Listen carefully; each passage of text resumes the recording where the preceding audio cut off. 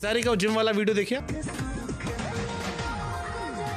बड़ा चर्चा में भैया आपके। वो आप कह रहे हो दंड पे वो अलग अलगे लेवल पे उसको पहन अरे राम, अब का कहल जाओ। अभी फिर जब इन लोग हाथ लगी हैं तब बताई।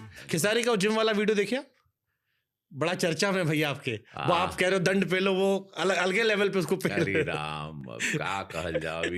अभी हम बोलेंगे तो हम सीनियर हैं, वायरल अरे वो हमरो मित्र है खेसारी। हाँ, लेकिन हम बोलेंगे, हम इन लोगों को पर्सनली बोलेंगे, यहाँ नहीं बोलेंगे।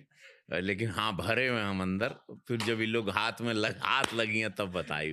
अब ना बोलो कुछ। हालांकि खेसारी आदमी बहुत प्यारे हैं लेकिन मौज काटते काटते इस बार वाला वीडियो बहुत चल रहा है उनका।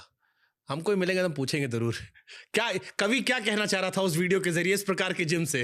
राम, ओकर बाद क्या आप देखे थे इसे? देखिए, ये सब होने के बाद सवाल फिर हम पर दागा जाता है, हमको जवाब। तब हम चाहेंगे कि अरे तो घर के बूढ़ आप हो भोजपुरी तो किससे पूछा जाएगा? नहीं, लेकिन हम तो ये लोग से जवाब तो हम लेंगे जब हम पर्सनली मिलेंगे।